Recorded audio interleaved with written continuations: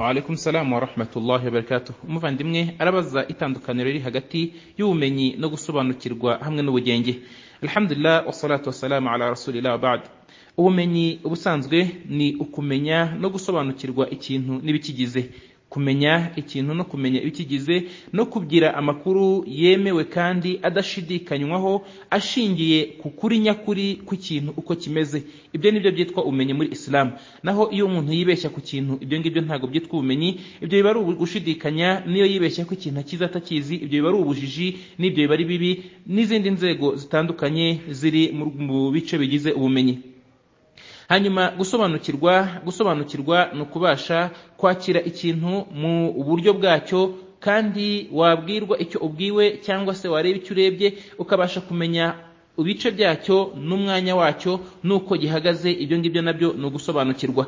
Bityo umuntu ashobora kugira ubumenyi bw'ikintu ariko ntasobanukirwe, nko kuba yamenya ikintu ariko ntasobanukirwe imiterere yacyo cyangwa se ngo asobanukirwe ibice bikigize. Ibyo ngibyo nabyo biri mu gice kigigaruka mu bumenyi, ariko noneho cyo ni igice gitoya mu bice bigize ubumenyi, kuko ubumenyi ni ijambo rusange rikubiyemo gusobanukirwa, mu gihe gusobanukirwa byo ari igice mu bice bigaruka mu bumenyi. Bityo ubumenyi niryo jambo rusange, hanyuma gusobanukirwa ni icyiciro mu byiciro bigize ubumenyi.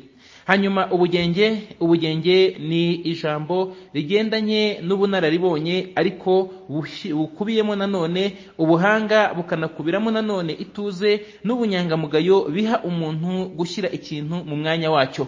Ahangaha iyo umuntu abasha gushyira ikintu mu mwanya wacyo nibyo byitwa ko afite ubugenge. Ahangaha ni nko kuba n'umuntu nanone abasha no kumenya uburyo atwaramo ibintu, uburyo abasha gusobanuramo ibisobanye, uburyo abasha guha inyito ibintu byayo nziza kandi iri buze kunoga, kandi ikabera abayumva cyangwa se ikabera abo iyo mvugo yerekejeho.